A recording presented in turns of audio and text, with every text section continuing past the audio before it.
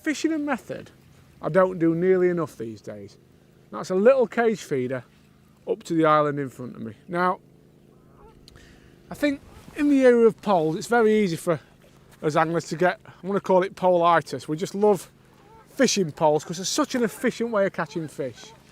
But at this time of year, very difficult to beat fishing a cage feeder up to a feature like an island.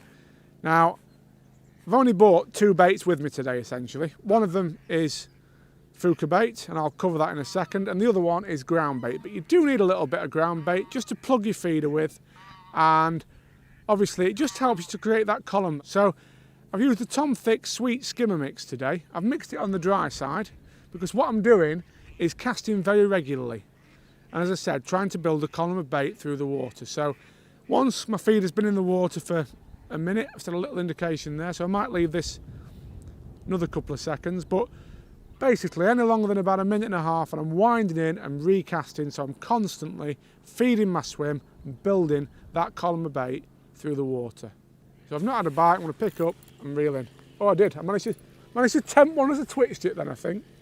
It's the way to do it. I want to reel this in, I'm just going to run through the rig and talk to you about the tackle that I'm using.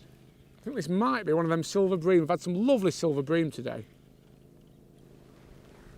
Lovely. Right, so the rig.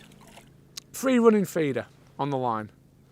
Very important it's a free running feeder. That means if you hook a bigger fish, or if it gets stuck, or if anything takes, snaps your main line, it can pull the hook through and not be dragging a feeder around with it. So that's a feeder running on the main line down to a swivel bead at the top of a twizzled loop. So all the twizzle loop does is keep that hook length, which is obviously lighter line than the main line, away from the feeder and prevents tangles.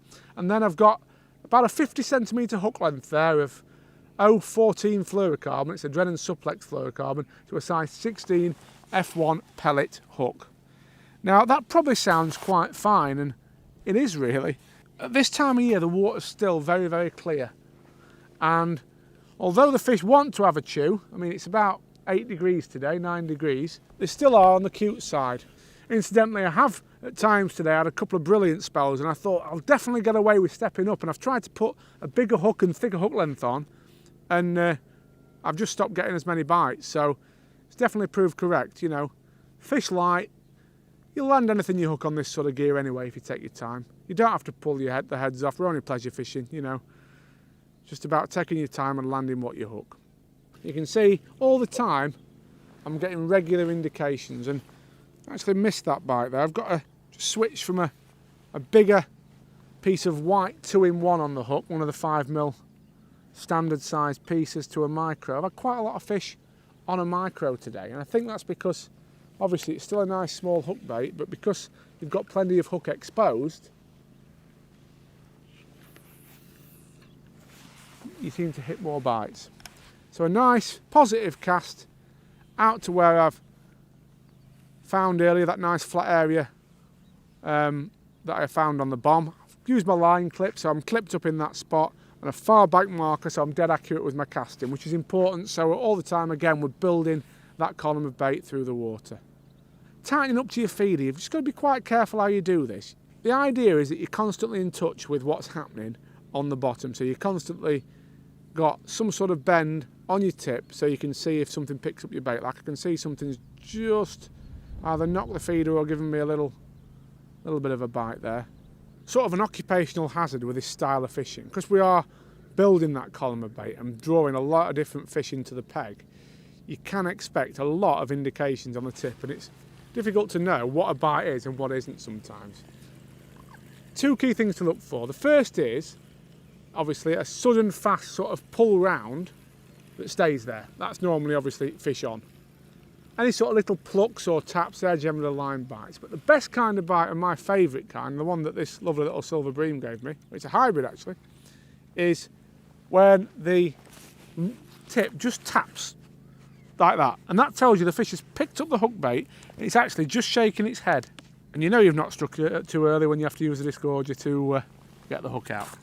And then it's just a case of keeping the rod nice and low, don't pull the heads off, and enjoy it. This is a lovely way of fishing. It's busy, it's active. Although I think, as I said, we'd catch probably some bigger carp if we fished a pellet feeder or a hybrid feeder today.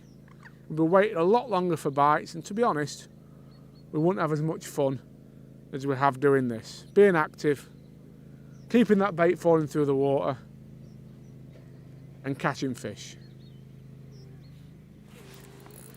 Lovely bite. Feels like it might be a slightly better skimmer actually. Don't know whether it's just woken up this, whether it might be a... Yeah, it's a bigger skimmer. I don't think it's a carp. When I get this fish in, I'll just run through with you a few pointers on feeder type as well, because as I realised when I went into the tackle shop this morning, or was reminded of, should I say, there's that many different kinds on the market nowadays. Can be confusing knowing what to go for. See what this is. Lovely fish, that is. Let's have a look at him. Look at that. Lovely. Right, quick run through on feeder type. And then I'm going to catch one more fish and go home and have some tea. As I said, it's only a short afternoon session, but that's the beauty of this kind of feeder fishing. All you need is some ground bait, which obviously you can keep in a packet dry at home, some Fjuka bait likewise, which you can take out the cupboard, and off you go fishing. There's no need for any live baits at all really. It's nice and simple and easy. So, feeder types, right, cage feeders. I'm going to show you the ones that I found while sorting through the collection this morning. So the one I'm using today is, I'll show you, it's a 3 square Feederland cage feeder, 30 gram. Now, a couple of key points on it. It's similar to this one in that there's no bevels inside it. That's important when you're fishing with Fjuka, because if you fish with a grip mesh feeder like this one, which is great when you're fishing with baits like casters and hemp and that sort of thing, as it holds the bait in the feeder. With Fjuka, you tend to find it sticks on the points in the feeder and don't come out properly. So make sure you've got a nice standard cage feeder. The other kind that's available are these, which aren't perfectly round. They're a flat edged type feeder, and these are perfect for when you're fishing up to islands because they sit on the slope nicely and they don't slide down the slope. But to be honest, I only really use them if I'm fishing on a very severe slope. On days like today when it's not too bad out there, I feel my feeder's holding okay on that sort of gradual slope I mentioned earlier, I don't think you need to go to those lengths. And the other kind of feeder, of course, is these. These are a winder feeder. These are perfect if you're fishing in really deep water, but obviously, as I've explained, that's not what we're looking to do today. So for this sort of fishing, make sure you get a standard sort of 3 or 4 square cage feeder. On the hook, I've been alternating it really. That last one was on a bigger piece of 2-in-1, I think. I've had quite a few today on a micro as well, so a nice small hook bait. A little bit on the weight of feeder now. This one's a 30 gram, which is about perfect today. I like a little bit of weight when I'm fishing up to an island, as it just helps me, again, tighten up to the feeder without moving it. You don't need to go to 45 or 60 gram or stupidly heavy in terms of feeder size. As what you find happens if you fish too heavy a feeder, when you're winding fish in, often the weight of the feeder can bounce the hook out of the fish. And likewise, if you go too light, maybe a 20 or a 15 gram feeder, you won't be able to tighten up your line to the feeder as quickly without pulling it down the slope. So I might use a lighter feeder if I was fishing maybe on a shallower venue in open water.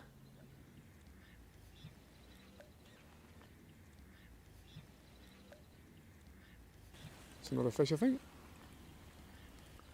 Said one more. I really did ought to go, but it's just such lovely fishing. I might have one more cast. What's this one?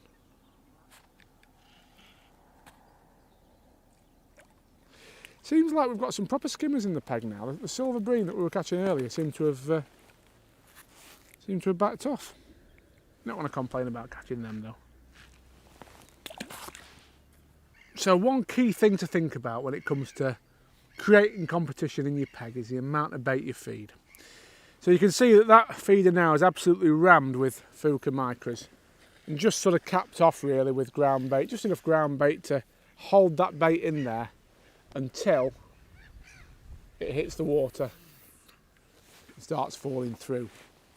At the start of the session though, I had a lot less bait in that mix.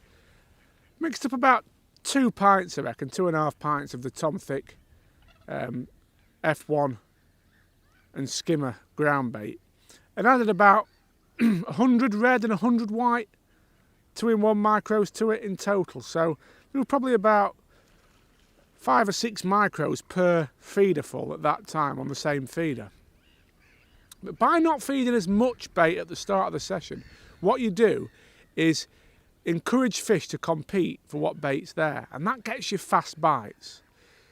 If you have too much bait in your peg, you end up with a situation often where the fish are mooching about on the bottom and can be a bit more selective and be a bit more fussy. So it's just about getting that critical balance of bait right so that you know there's enough there for the fish to still compete and you're able to control where you're wanting them to feed. So by adding more bait to it, what I've been able to do is push the fish down to the bottom now, because we know that there's more bait getting to the bottom. We know all of it's getting eaten, and that in turn has meant we're getting faster and more positive bites. So we've got the fish feeding where we want them to feed.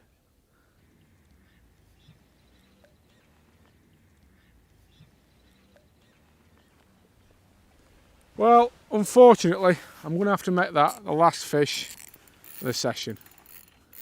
I've really enjoyed myself today, and I think it's probably a lesson there for me as well, really. Sometimes it's nice just to leave the pole at home and have a day catching fish on other methods. So key points to remember with this: keep casting dead regularly. It's not a method this for sitting on your hands and waiting like you might do with a method feeder. It's about regular casting, building a column of bait through the water and keeping your hook bait falling through the water as well. For that reason, we don't want to introduce too much feed too early in the session. You can see now my mix is absolutely rammed with micros, but early on there was probably only a quarter of that quantity of micros to ground bait. So make the fish compete for the bait that you're introducing, and then as the day goes on you'll be able to put more bait through your feeder and force the fish down to the bottom. Hope you've enjoyed that, folks. Get out and give it a go.